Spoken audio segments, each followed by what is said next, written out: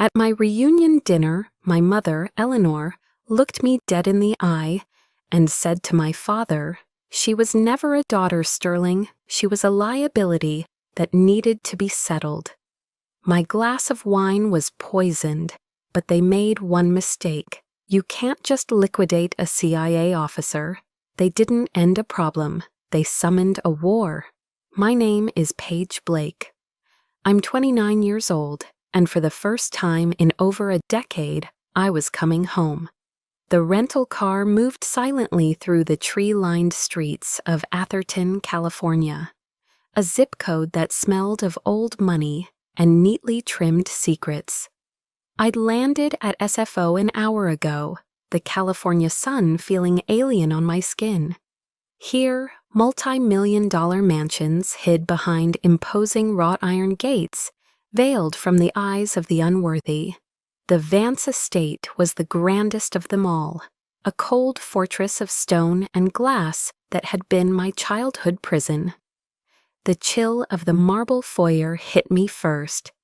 Then I saw Mrs. Gable, our housekeeper, the only person who had ever shown me kindness here, slipping me a secret Hershey's bar when I was a child.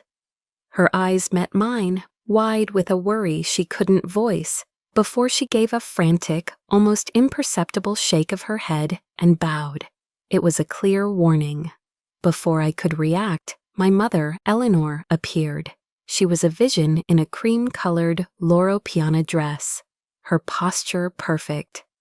The scent of her Creed perfume was an invisible wall as she placed her hands on my shoulders in a gesture that only looked like a hug. It was a sterile, practiced performance. "Paige," she said, her voice smooth as glass. She pulled back, her eyes doing a swift, critical inventory. "You look hardened. There's something wild about you." A beat of silence. Not like us. It wasn't a welcome, it was a final judgment. Dinner was served at a long mahogany table, its surface gleaming under the cold light of a baccarat crystal chandelier. The meal was an exercise in obscene luxury. Perfectly seared Kobe beef, delicate asparagus, and a wine that cost more than my first car. My father, Sterling Vance, the CEO of Vance Defense, spoke of a new multi-billion-dollar contract with the Pentagon. My brother, Julian, though absent, was the evening's star, his latest triumph in a Silicon Valley tech firm, praised with paternal pride. I was a footnote. "And you, Paige?" my father finally asked, his gaze not quite meeting mine.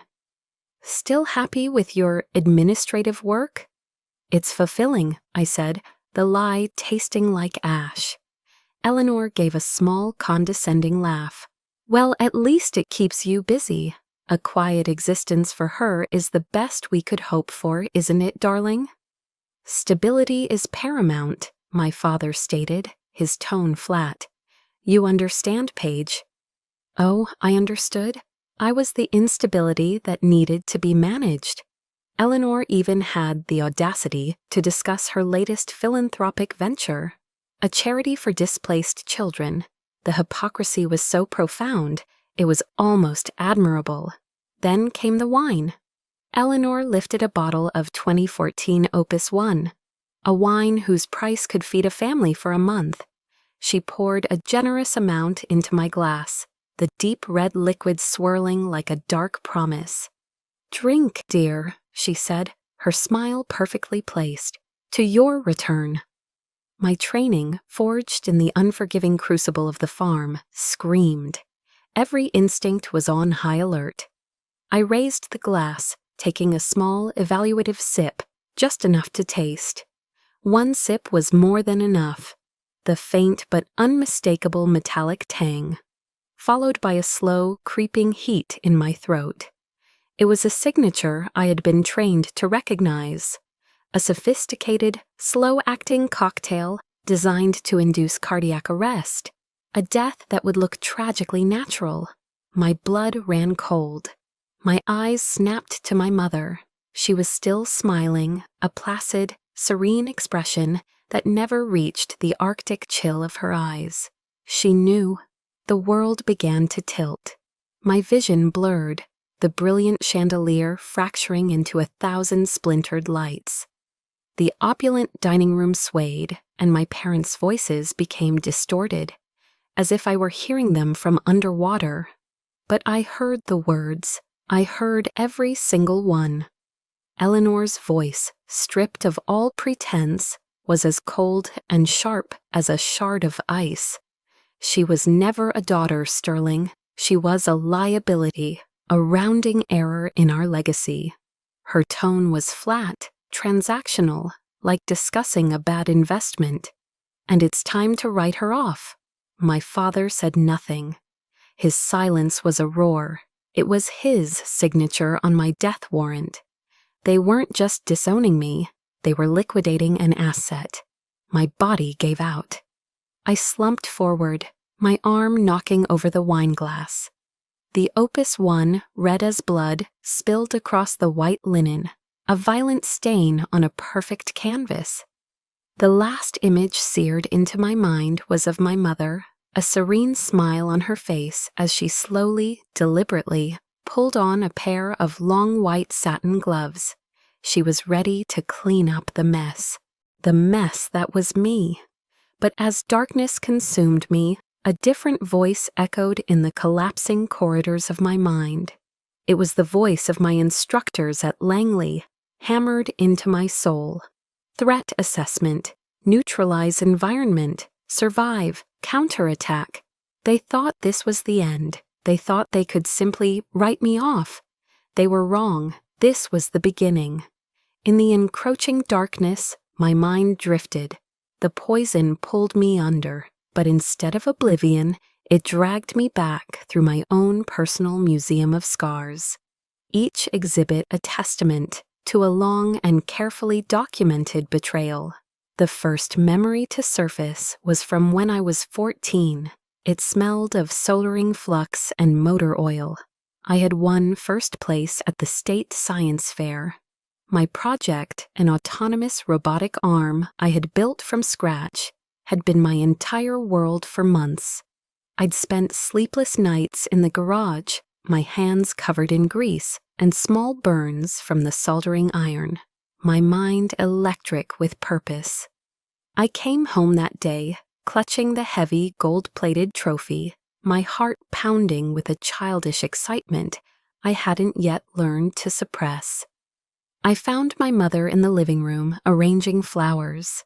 She glanced at the trophy, then at my grease-stained jeans, and her perfectly sculpted lips tightened in distaste. "Paige," she said, her voice dripping with disappointment, "a Vance girl shouldn't be messing with filthy machinery. You look unkempt." That night, there was a celebration dinner at the country club. Not for me. It was for Julian, who had just made the varsity tennis team. My trophy was quietly placed on a bottom shelf in my father's vast library, behind a collection of leather-bound encyclopedias. Within a week, it was gathering dust, a forgotten monument to an achievement that didn't fit the family narrative. I learned a valuable lesson. My victories were my own, to be experienced in silence. The darkness swirled, and another memory took its place. I was 15. The night air was cold, smelling of rain and the acrid scent of burnt rubber. Julian, drunk and reckless behind the wheel of his brand-new BMW, had crashed into another car, causing a minor injury to the other driver. I was in the passenger seat, the only witness. My father arrived before the police, his face a mask of controlled fury. He didn't check on the other driver. He pulled me aside, his grip on my arm like a vice. "You'll say you were driving," he hissed, his voice low and urgent. "You're a minor. It will be a slap on the wrist. Julian's record must remain clean. He can't have this." Something inside me snapped. "No," I said, the word feeling foreign and powerful. "I won't." He stared at me, his eyes filled with a cold, hard hatred I had never seen before. Your stubbornness, he seethed, will be the ruin of this family. He wasn't talking about the accident, he was talking about me. I wasn't ruining the family, I was just refusing to be another one of its lies. That night, I became an adversary. The final exhibit in the museum was the most painful. I was 16. It was the straw that didn't just break the camel's back, it annihilated it. Julian, facing a failing grade in his AP English class, stole an essay from my computer and submitted it as his own. When the teacher, who recognized my writing style, discovered the plagiarism, Julian didn't confess. He claimed I had framed him out of jealousy, that I had hacked his email and submitted it myself to get him in trouble. Eleanor believed him without a moment's hesitation. She confronted me in my bedroom, her body trembling with a rage that was terrifying to behold. "You are a viper in this house," she screamed, her voice shaking. "You are consumed with envy for your brother." Then she did something I would never forget. She grabbed my birth certificate from my desk drawer, held it in front of my face, and ripped it in two. The sound of tearing paper was louder than her screaming. "I wish you had never been born," she shrieked, the pieces fluttering to the floor like dead leaves. My father stood in the doorway, a silent spectator to my execution. When my mother's tirade subsided, he spoke a single quiet sentence. "Go, before you do any more damage." That was it. No trial, no defense. I was found guilty. I packed a single duffel bag that night and walked out of the house, the torn pieces of my identity still scattered on the carpet. I was invisible, a ghost in my own home, and now I was being exorcised. As I walked down the long, winding driveway toward the cold iron gates, a soft, wrinkled hand grabbed my arm. It was Mrs. Gable. In the faint glow of the porch light, I could see tears streaming down her cheeks. She pressed a small roll of cash and a hastily made sandwich into my hand. "Go, little one," she whispered, her voice thick with emotion. "Go and make a life for yourself, a real life. This place, it doesn't deserve you." It was the only act of kindness I received that night, a tiny flickering candle in the blizzard of betrayal. For years, the memory of her warm hand was the only thing that kept me from believing I was truly and completely worthless. It was my proof that I had, at one point, existed. A sudden, sharp gasp for air brought me back to the present. The smell of damp earth and mold filled my nostrils. I wasn't in the dining room anymore. I was in the wine cellar. My CIA training kicked in instantly, a reflex overriding the fog of the drug. Assess, orient, decide, act. I did a quick mental and physical inventory. No obvious injuries, but my limbs felt heavy, my thoughts sluggish. No weapons, no communication devices. They had stripped me clean. They had dragged my unconscious body down here, planning to stage what? A disappearance? An accident? They had left me for dead. But then I saw it. On a small, dusty wooden crate beside me sat a single butterfly-shaped hair clip. My hair clip. They must have removed it while moving me. A detail, a mistake, a fatal one. They were sloppy. They were arrogant. They thought they had disposed of a family problem, a difficult daughter who had outlived her usefulness. A cold, sharp clarity cut through the last remnants of the drug. I looked around the dark, damp cellar at the racks of priceless wine, standing silent sentinel. I thought of the girl who won the science fair, the girl who refused to lie, the girl who was cast out into the night with nothing but a duffel bag. And I had to ask myself, did they really think I was still that 16-year-old girl? Did they forget what kind of world they threw me into? They had thrown me into the world, and the world had not been kind. After leaving Atherton with the few $100s Mrs. Gable had given me, I fled to the sprawling, anonymous concrete jungle of Los Angeles. I learned the hard way that survival has a steep price. My first few weeks were a blur of sleeping on park benches in MacArthur Park and checking into squalid motels that smelled of damp desperation. I learned the sharp, gnawing ache of real hunger, a feeling utterly alien to the girl who grew up with catered meals. I took any job that would have me. I washed dishes in a sweltering Mexican restaurant in Boyle Heights, my hands raw and blistered.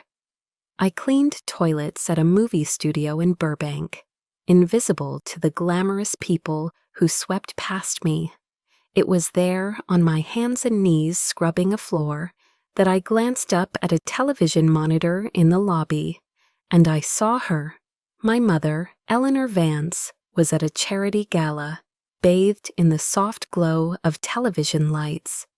She was delivering a speech about compassion and social responsibility, her voice ringing with false sincerity. The Chiron at the bottom of the screen announced she had just donated $2 million to the cause. She was donating millions to save the world, while her own daughter, miles away, was debating whether a loaf of bread with the first spots of mold was still safe to eat. The image of her perfect, benevolent smile on that screen was the most profound humiliation I had ever endured. It wasn't just that they had cast me out, it was that they had forgotten me so completely. That winter, I nearly broke. One night, a torrential rainstorm swept through the city. I was soaked to the bone, shivering uncontrollably under the flimsy awning of a closed storefront, the cold seeping into my marrow. I was hungry, exhausted, and utterly alone. For the first time, I considered giving up, just letting go. That's when an old man appeared through the sheets of rain. He was broad-shouldered and weathered, with the unmistakable posture of a former military man. He was the owner of a small, gritty boxing gym next door. He didn't ask questions, didn't offer pity. He simply handed me an umbrella and a steaming styrofoam cup of soup from a nearby deli. "You look like a fighter," he said, his voice a low, gravelly rumble. "You just haven't found your war yet." His words and the simple, unconditional act of kindness shocked my system like a defibrillator. He saw a fighter where I saw only a victim. The next morning, I used my last $20 to buy a bus ticket and walked into a military recruitment office. If I couldn't have a family, I would have a unit. If I couldn't have love, I would have discipline. If the world was a war, I would become a warrior. The military gave me structure, purpose, and a way out. My intellect and a newly discovered, ferocious physical endurance got me noticed. A few years later, I found myself at the gates of Camp Peary, Virginia, known to its initiates as the Farm, the CIA's legendary training facility. The Farm was designed to break you down and rebuild you into an instrument. They strip you of everything: your name, your past, your weaknesses, your emotions. They teach you how to lie with a steady pulse, how to withstand brutal interrogation techniques, how to turn your body and mind into weapons. The training was a special kind of hell, but for me, it was also a sanctuary. I channeled my pain. During brutal hand-to-hand combat drills, my opponent's face became Julian's. During psychological endurance tests, when instructors screamed insults to break my will, I didn't hear them. I heard Eleanor's voice telling me I was a viper, a disappointment. My family had given me a lifetime of unauthorized training for this place. They had made my pain my greatest asset. I graduated at the top of my class. I learned how to disappear in a crowd, how to read a man's intentions in the flicker of his eyes. how to survive in a hostile city with nothing but the clothes on my back. I became a ghost, an operative, a tool of the United States government. But deep down, my motivation wasn't blind patriotism. It was survival. Every skill I acquired, every language I mastered, was another brick in the fortress I was building around my heart. They taught me how to feel nothing when necessary. It was the greatest gift and the most bitter curse they could have ever given me. And now, standing in the cold, damp wine cellar of the Vance estate, I finally understood my true inheritance. It wasn't stocks or real estate, or a name that opened doors. My inheritance was the scars, the resilience, the lethal silence I could deploy at will. My father had built an empire of steel and gunpowder. I had built myself out of ash and betrayal. I looked at my hands, no longer soft and manicured, but calloused and capable.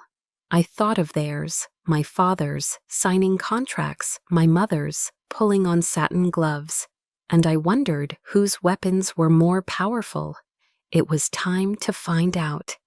Using the butterfly hair clip from the cellar, I picked the lock on a little used service door and slipped out into the pre-dawn quiet of Atherton. I stole a car from the long-term parking at a nearby country club and drove south, the miles creating a desperately needed buffer between me and that house. I found a cheap motel in San Jose, a place of peeling paint and transient shadows, and paid in cash. Alone in the musty room, the adrenaline began to fade, leaving behind a profound, soul-deep isolation. There was only one person on the planet I could turn to. From a burner phone I'd purchased at a gas station, I initiated an emergency contact protocol I had prayed I would never have to use. Through a complexly encrypted network, I sent a single coded word to a single recipient: compromised. The recipient was a man named Luca, codename Spectre. He was the senior case officer who had recruited me, a living legend within the CIA who had not only survived the Cold War but had thrived in the shadowy conflicts that followed. To most of the agency, he was a ghost. To me, he was the only person who had ever truly seen me. The burner phone vibrated exactly 10 minutes later. I answered, my heart hammering against my ribs. "Blake, situation report." Luca's voice came through, calm and steady, utterly devoid of panic. He sounded as if I were merely calling to report on the weather in Northern California. My own voice was shaky, but I forced it into the clipped, precise cadence of a field report. Drugged, detained, attempted termination. Suspects are my biological family. There was no hesitation on the other end, no flicker of disbelief, just a calm acceptance. "Understood," he said. "Sanctuary protocol is now active. Find a secure location and lay low. I'll handle the back end from here." He paused, and then his voice softened almost imperceptibly. "You are not alone." Those 4 words hit me harder than any physical blow. You are not alone. For 12 years, since the night I walked out of that house with a duffel bag, I had been utterly and completely alone. For the first time in a cheap motel room that smelled of stale cigarettes, that was no longer true. I had an ally. I had backup. My mind flooded with memories of Luca. He wasn't just the man who taught me how to plant a listening device or escape a pair of handcuffs with a paperclip. He was the man who sat with me in a sterile debriefing room after my first mission in Bogota, where I had witnessed horrors that still haunted my nightmares. He hadn't offered me empty platitudes or told me to toughen up. He had simply, quietly, brewed a cup of Earl Grey tea, the kind he remembered I liked, and set it in front of me. "The pain is part of the job, Blake," he had said, his gaze steady and knowing. How we carry it is what defines us. He taught me how to forge that pain into armor, instead of letting it become a cage.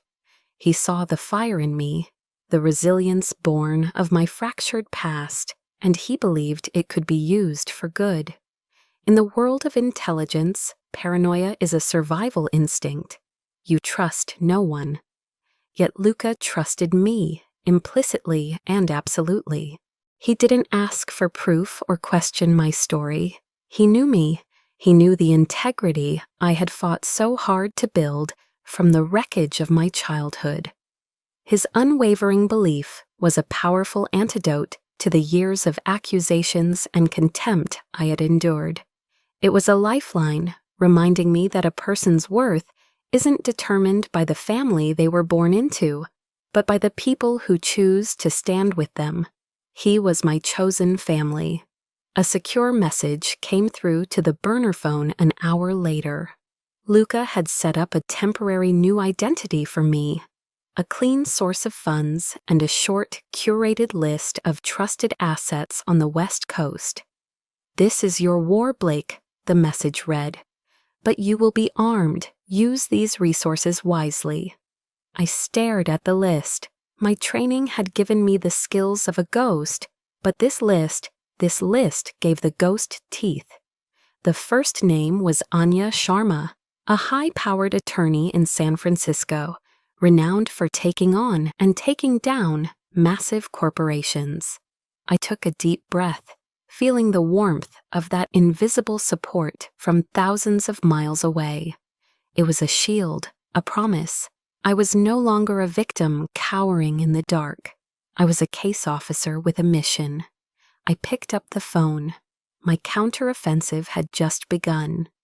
Anya Sharma's office was in a sleek high-rise in San Francisco's financial district, a world of glass and steel that felt a universe away from the shadows I inhabited.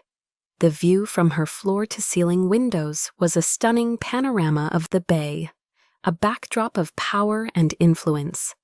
Anya, a sharp, formidable woman of Indian descent, wore a tailored Tom Ford suit like a second skin.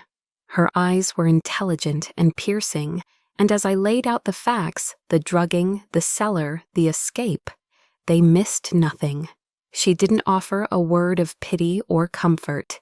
She listened with the intense focus of a predator.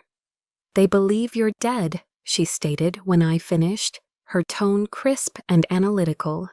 It wasn't a question. That gives us the element of surprise, and to be clear, Paige, we aren't suing for emotional distress. That's weak, and it's what they'd expect. We are going after them for felony fraud, conspiracy to commit murder, and intentional infliction of harm. We will dismantle their reputation and attack the one thing they truly value, their money.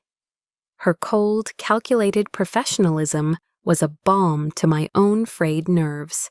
This wasn't a family drama anymore. It was an operation. While Anya's team of hungry young paralegals began a deep dive into the Vance family's labyrinthine finances, the first crack in the facade appeared within 48 hours. They unearthed an older version of the Vance family trust, one that clearly listed me, Paige Blake, as a 1/3 beneficiary. Then they found the amendment. 6 months ago, my name had vanished, my entire share, a fortune that could have let me disappear and live comfortably for the rest of my life, had been quietly redistributed to my brother Julian. The amended document had been officially filed just 3 weeks before Vance Defense publicly announced a landmark $5 billion arms contract with a Middle Eastern nation notorious for its human rights violations. Anya slid a printed clause from the contract across her vast mahogany desk. I read the sterile corporate language. A key provision required the executive board of Vance Defense to be of complete and unquestionable stability, free from any potential or pending familial disputes that could compromise security or public image. She looked at me, her sharp eyes holding mine. "They didn't just disown you, Paige. They liquidated you. You were a potential to familial dispute that could have jeopardized the deal. They sold you for a contract." The words hung in the air, cold and heavy. I wasn't a daughter. I was a line-item liability that had been deleted to close a deal. While Anya attacked the financial front, I worked the forensic one. Luca's list led me to Rex Donovan, a gruff but brilliant former NTSB investigator who now worked as a private consultant. We met near the quiet, wooded road where my family had staged my disappearance. They had left my rental car crashed against a tree, a scene designed to look like I had panicked and fled after a single vehicle accident. Rex surveyed the scene with a practiced, cynical eye. He was a man who believed every accident had a story, and this one, he said, was pure fiction. "Airbag deployed pre-impact," he grunted, pointing at the sensor data he'd downloaded from the car's black box. "Someone triggered it remotely, amateur hour." He then held up a small vial containing a sample of the blood they had smeared on the steering wheel. "And this blood, it's not yours. I had the DNA run against a sample you provided. It's a complete mismatch. A John Doe from a medical supply company, probably." Their arrogance was insulting. They thought a crashed car and a fake bloodstain were enough to erase a CIA officer. They had no idea who or what they were dealing with. The final piece of the local puzzle came from a grainy security camera video from a 24-hour convenience store half a mile from the crash site. The footage was time-stamped just 7 minutes after the 911 call reporting the accident.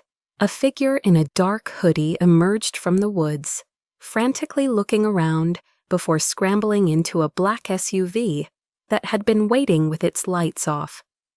As the figure turned to get in, the harsh fluorescent light from the store illuminated his face for a single, damning second. Julian, my brother. The family's golden boy, the perfect polished heir, was the on-the-ground operative. He was the one who had wiped down the car, planted the blood, and run away into the night. This betrayal, in its pathetic, cowardly execution, somehow hurt more than my mother's cold-blooded command. But the biggest shock was yet to come. Back in the stale air of my motel room, I used my secure credentials and a satellite link to access the CIA's internal servers. I just needed to pull my mission logs from Panama, my ironclad alibi. The screen flashed a result that made my blood run cold. Access denied, data not found. My entire operational file from that week, every check-in, every report had been scrubbed, wiped clean. My burner phone rang. It was Luca. For the very first time since I'd known him, I heard a trace of genuine tension in his voice.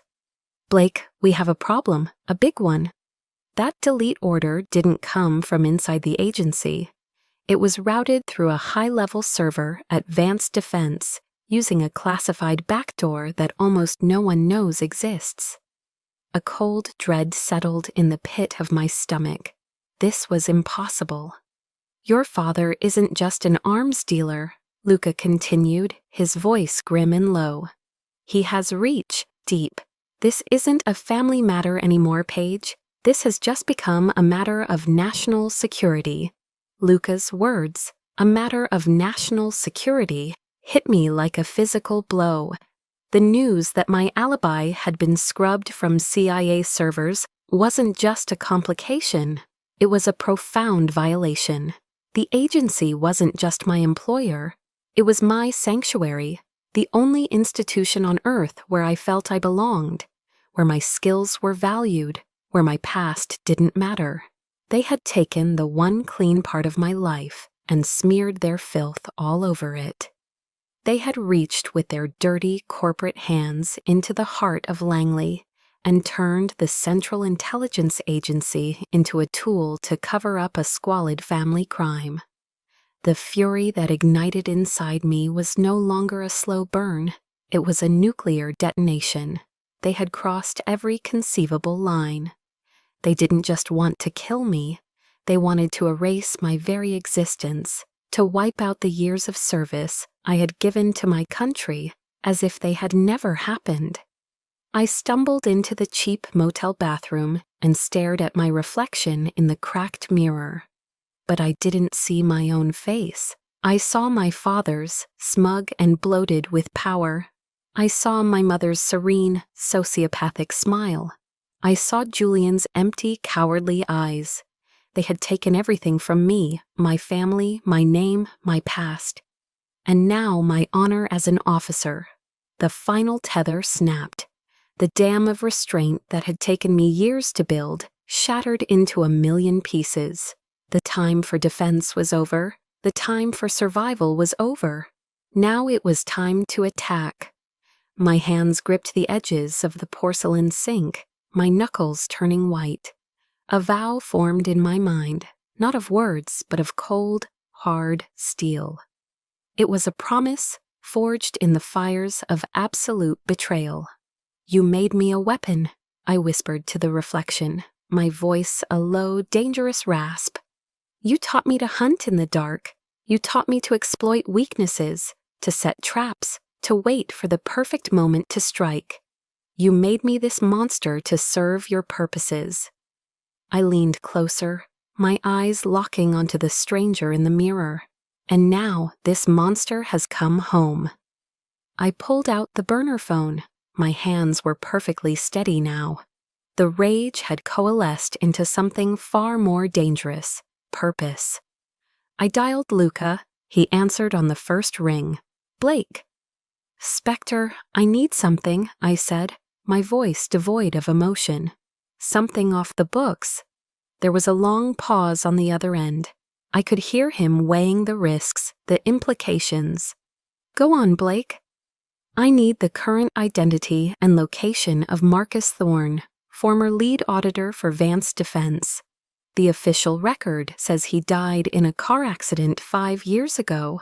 I don't believe it." This was a massive ask. Using agency resources for a personal vendetta could land me in a federal prison.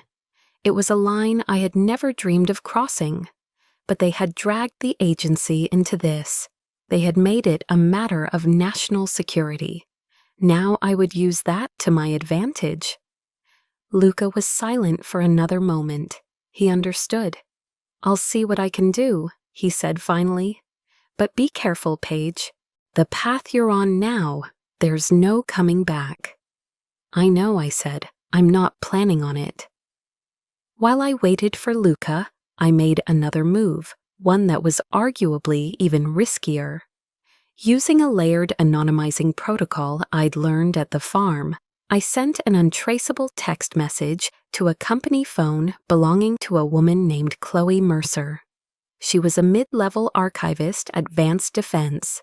Her father, a brilliant engineer, had been a Vance employee who had died of a sudden heart attack years ago, shortly after being discredited for raising concerns about a missile guidance system. The message was simple, just one sentence, designed to plant a seed of doubt in fertile ground. "They lied about your father's death, and they're lying about a lot more. I know some of you listening might think this was reckless, a gamble I shouldn't have taken. But I have to ask you, when you've been pushed into a corner with nothing left to lose, wouldn't you take a chance? Wouldn't you roll the dice on the one person who might understand what it's like to have their family's honor destroyed by the same people?" I didn't know how she would react. She could report me. She could ignore it. But in an asymmetrical war against a giant, you don't win with brute force. You win by creating allies in the most unexpected of places. I had just lit a fuse deep in the heart of the Vance Empire. Now all I had to do was wait for it to burn. A few hours after my request, an encrypted message from Luca appeared on the burner phone. It was brief and to the point. "Thorne, alive. Alias in Bend, Oregon. Coordinates attached. Extreme caution advised. Subject is paranoid and armed. I didn't hesitate. I drove through the night, pushing the stolen car across the desolate highways of the West Coast. Bend, Oregon, a small town nestled in the shadow of the Cascade Mountains, was the perfect place for a dead man to hide. Following the coordinates, I found Marcus Thorne's cabin deep in the woods, isolated and defensive. A thin curl of smoke rising from the chimney was a sign of life, but also a sign of fortification. This was not a man who welcomed visitors. I couldn't make a direct approach. I spent hours observing the cabin from a distance, my field training taking over. I analyzed his routines, his patterns. He was a creature of habit, and one of those habits was carrying a small caliber handgun, holstered to his belt, even when just chopping firewood. I waited until he was outside, his back to the dense woods. I moved silently, approaching from his blind spot, and spoke from the tree line, my voice calm and low. "Marcus Thorne, I'm not with Vance." He spun around in an instant, the gun in his hand, and pointed at my chest before I could blink. "Who are you?" he rasped, his voice hoarse from disuse. I raised my hands slowly, showing they were empty. "My name is Paige Blake," I said, keeping my voice even. "I'm the daughter Sterling Vance tried to have killed last week."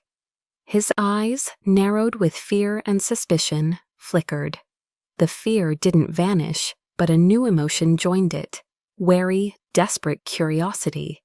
He lowered the gun just an inch. "Get inside," he commanded. The air inside the small cabin was thick with the smell of stale coffee, wood smoke, and years of resentment. The walls were a chaotic collage, a shrine to his obsession. Financial charts, newspaper clippings of Vance Defense's triumphs, and scribbled paranoid notes were pinned everywhere. This wasn't a home, it was a command center for a one-man war. Marcus told me his story.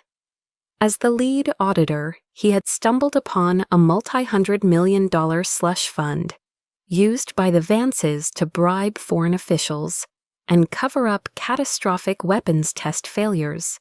When he was preparing to blow the whistle, they had arranged a car accident. They killed an innocent man, a drifter, and planted my ID on the body, Marcus said, his voice trembling with a rage he'd been nursing for 5 years. "They erased me." He had been living in this self-imposed prison ever since, haunted by the empire that had destroyed him. He was a ghost, just like me. "I can protect you," I said, my voice firm. "I can give you your life back, but I need your weapons." Marcus stared at me for a long time, his eyes searching mine for any hint of deception. Finally, he seemed to make a decision. He walked over to an old, heavy iron footlocker, unlocked it, and pulled out a small digital audio recorder. "I planted this in Sterling's private conference room the day before I died," he said, his hand shaking slightly as he held it out. "It's voice activated. It recorded everything." He pressed play. A voice, elegant and chillingly familiar, filled the small cabin. It was Eleanor. "The girl is the last loose end. Eliminate the liability. Everything will be buried."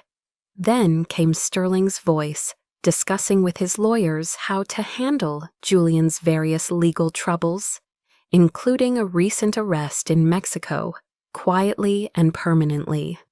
It was all there.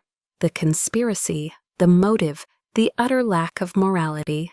It was the smoking gun. When I returned to my motel in San Jose, another piece of the puzzle was waiting. An encrypted email had arrived from an unknown address.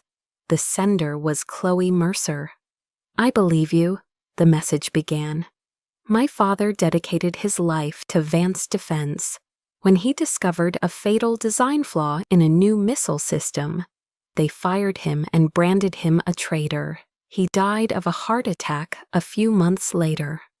My mother always said he died of a broken heart.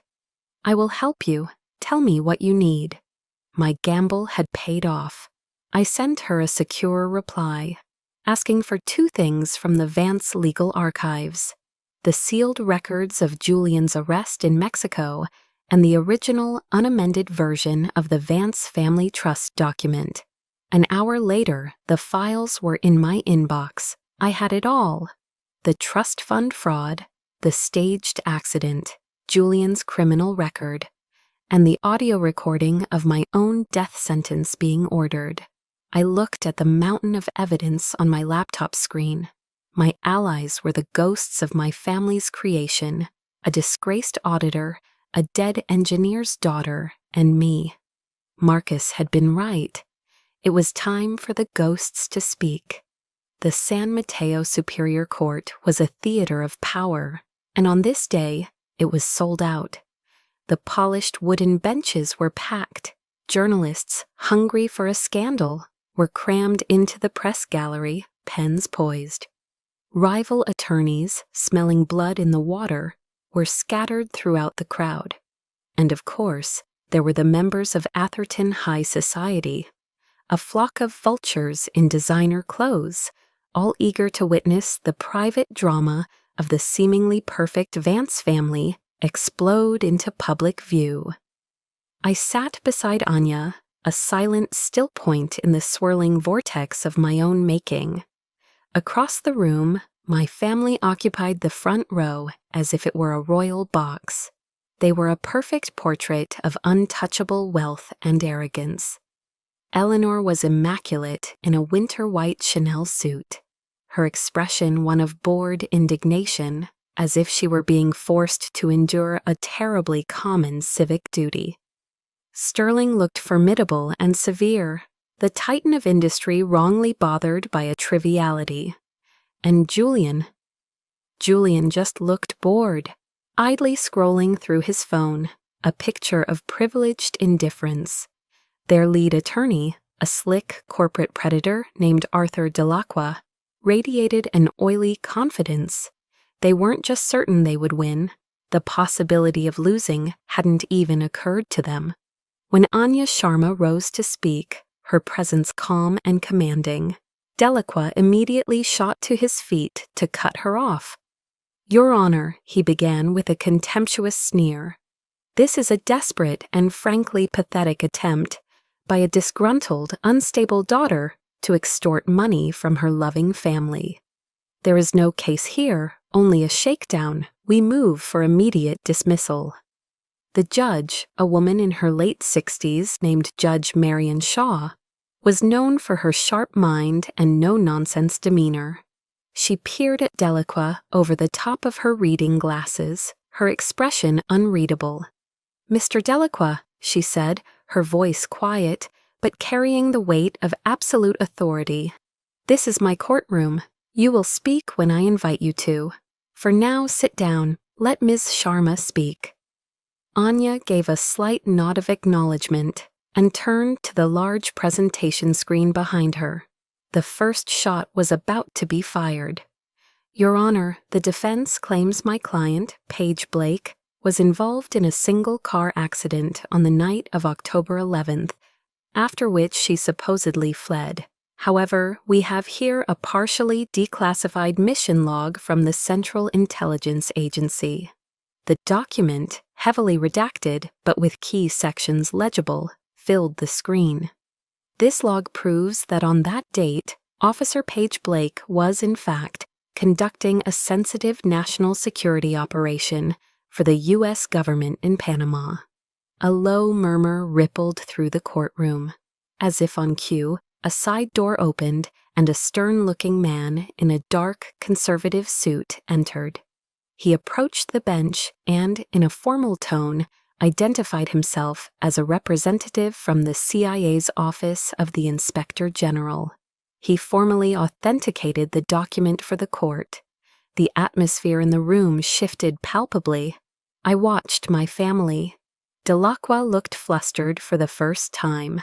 his smug confidence faltering. Sterling's brow furrowed, his expression hardening from annoyance to concern. Eleanor remained impassive, a perfect marble statue of composure, but I saw her hand, adorned with a massive diamond, tighten on her expensive Hermes handbag. Anya let the moment hang in the air, allowing the implication to settle before delivering the second, more brutal blow. "And now, Your Honor," she said, her voice resonating with theatrical calm, "we would like to play a piece of audio for the court." She clicked a button on her laptop. A voice, clear and crisp, filled the silent courtroom. It was elegant, cultured, and utterly chilling. It was Eleanor's. "Put the hair clip in the glove box. It's a personal touch. No blood, no trauma. It will look like a minor accident. We'll say the girl panicked and ran." A collective gasp swept through the gallery. The journalists began scribbling furiously. I glanced at my mother. Her face, for the first time in my entire life, was a mask of pure, unadulterated shock. Her perfect composure finally, violently cracked. Delacroix shot to his feet, his face red. "Objection, Your Honor, this recording is completely inadmissible. It was clearly obtained illegally." Judge Shaw's gavel came down with a sharp, definitive crack that silenced him. "Objection overruled, Counselor. As I'm sure you're aware, this is a preliminary hearing, not a jury trial. The court will hear it.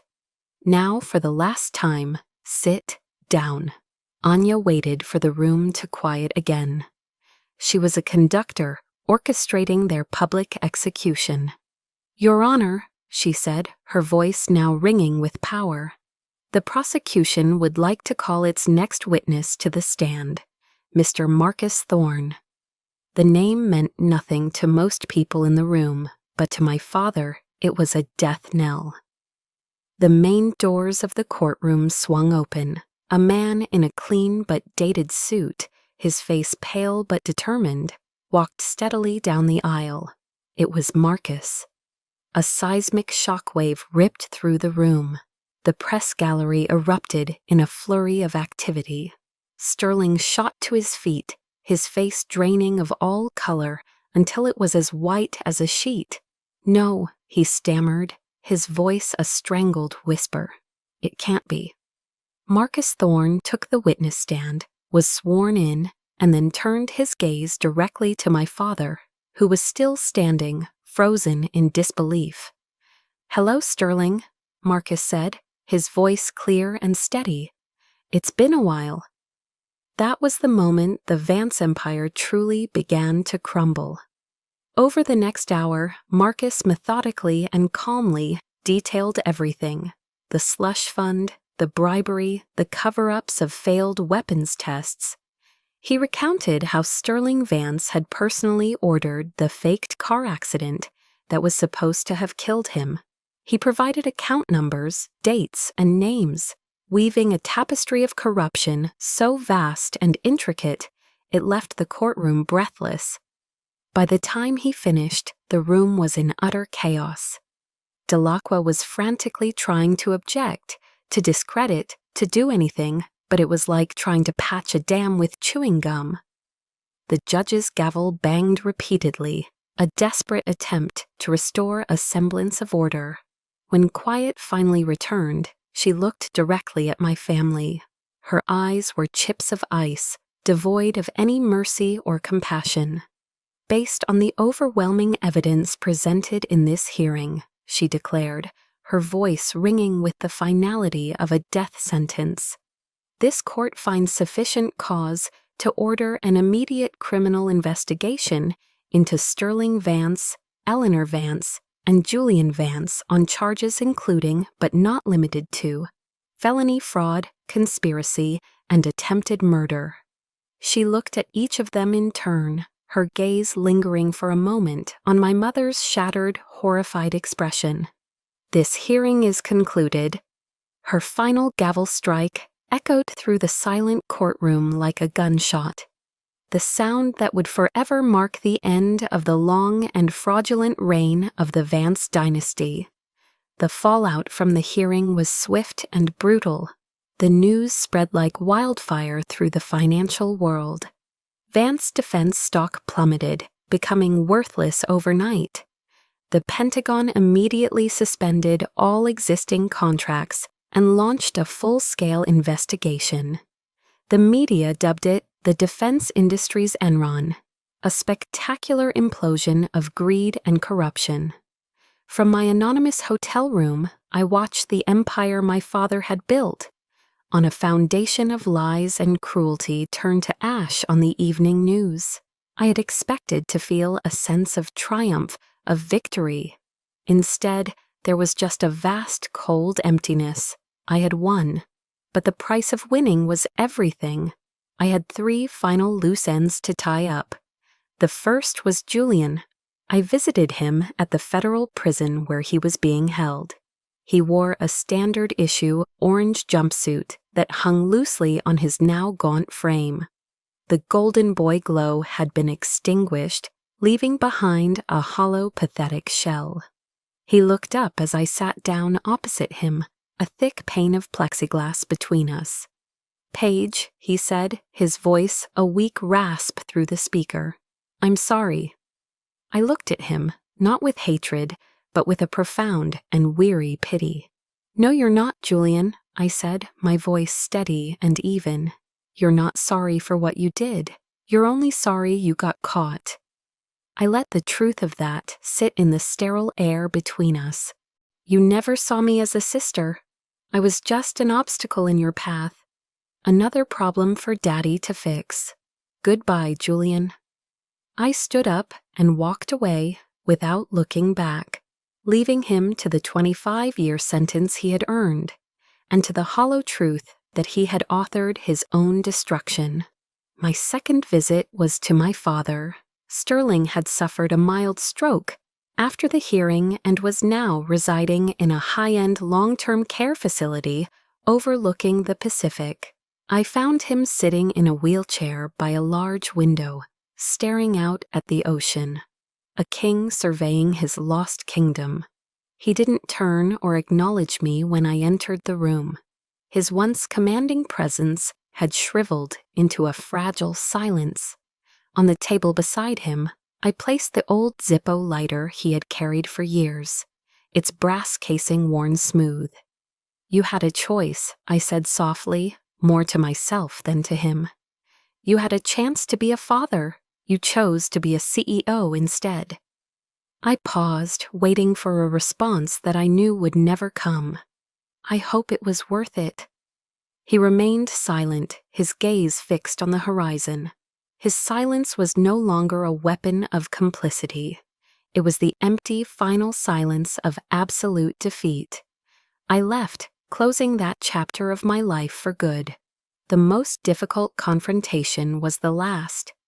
Eleanor was under house arrest in the Atherton mansion, now a cold, empty mausoleum echoing with her failures. When she saw me, her eyes, once so cold and controlled, were wild with a frantic, cornered fury. "You!" she shrieked, her voice raw. "You've ruined everything. You were always a curse on this family." I looked at her, standing amidst the ruins of her perfect life, and I felt nothing but a distant, clinical detachment. "No, Mrs. Vance," I said, my voice quiet but firm. "I'm not the curse. I am the consequence of your choices." I held her crazed gaze. "You taught me that, in this world, only the strong survive. You taught me that sentiment is a weakness, and that all that matters is winning." I gave her a small, cold smile. "And I learned the lesson well, so thank you for the education." I turned and walked out of the house for the last time, her screams of rage and denial fading behind me until they were nothing but a faint, pathetic echo. That night, I stood on the balcony of my hotel room, looking out at the glittering expanse of San Francisco. The war was over. I had won. I had justice. I had destroyed the people who tried to destroy me. But after all of it, a question lingered in the sudden, terrifying silence. Who was I now? I was no longer a Vance. I was no longer an active officer operating in the shadows. For the first time in my adult life, I was completely and utterly free. And that freedom was both exhilarating and terrifying. The question was no longer how to survive. It was how to live. 2 weeks after my final visit to Atherton, I submitted my resignation to the CIA. Luca handled everything quietly, ensuring my departure was clean and absolute. In our last meeting, a bittersweet farewell in a quiet Virginia diner, he slid a small envelope across the table. Inside was a new passport with a new name and a clean slate. "You've served this country honorably, Blake," he said, his eyes kind. "Now it's time to serve yourself." I thanked him, my mentor, my chosen family, the only father figure I had ever known. As I drove away from Langley for the last time, I felt as though I were shedding an old skin. The weight of being Paige Blake, CIA officer, and Paige Vance, unwanted daughter, finally lifted. I was no longer a spy. I was no longer a victim. I was just a woman, searching for a place to call home. I found home in the most unlikely of places, a small rustic cabin on the edge of a frozen lake in Maine. The winters here were long and unforgiving, but the profound silence of the snow-covered landscape was deeply healing. The question that had haunted me in San Francisco, how to live, began to find its answers here. I spent my days relearning how to be a person instead of a weapon. I read books, not for intelligence gathering, but for the beauty of the words.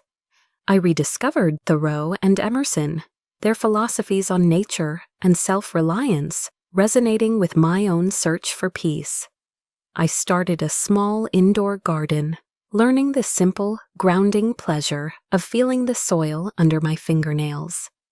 And one day, I drove to a local animal shelter and adopted a goofy, oversized golden retriever with sad eyes. I named him Gable, a quiet tribute to the only person in that cold Atherton house who had ever shown me a moment of pure kindness. A few months into my new life, a small package arrived from Luca. Inside was my father's old Zippo lighter. Tucked alongside it was a small handwritten note on thick cardstock. "Your legacy isn't what they left you," it read. "It's what you survived." I held the Zippo in my hand, its familiar weight a ghost from another life. For a moment, I was tempted to flick it open, to see the flame. Instead, I placed it inside an old wooden box and put it on the highest shelf of a closet. The past was a part of my story, but it would no longer define my future. My legacy would be written in the quiet, peaceful days to come, not in the fires I had walked through. Healing, I learned, is not a straight line. There were nights I still woke up with my heart pounding, the phantom feeling of a fight-or-flight response coursing through me. There were days when the silence of the cabin felt less like peace and more like crushing loneliness. But I kept returning to something the psychologist Viktor Frankl once wrote. When we are no longer able to change a situation, we are challenged to change ourselves. I couldn't change the betrayals, the cruelty, the years of feeling worthless. But I could change how I allowed them to affect my present. I learned to breathe through the moments of panic. I learned to sit with the loneliness until it passed. And I learned to forgive, not them, because what they did was unforgivable, but to forgive myself for carrying the weight of their sins for so long. This morning, I sat by the window with a hot cup of tea, watching the sun rise over the frozen lake. The sky bled into brilliant shades of pink and gold, painting the snow and ice with a breathtaking beauty. Gable was curled up at my feet, his soft, even breathing a comforting rhythm in the quiet room. For the first time in as long as I could remember, I felt a sense of peace, a complete and total peace. They had tried to erase my name, but I had found myself. They had tried to bury me, but they never knew that I was a seed. And here, in the quiet solitude of a Maine winter, I was finally beginning to bloom. My story has found its peace, but I know that for many of you listening, your own story is still unfolding. Maybe you've seen a reflection of your own family in mine, or felt the sting of being undervalued. If you have, please know this: you are not alone, and your worth is not determined by those who refuse to see it. If my journey has resonated with you, please subscribe to our channel. There are more stories like mine waiting to be told, stories of resilience, of finding strength in the broken places, and of building a new dawn, one sunrise at a time.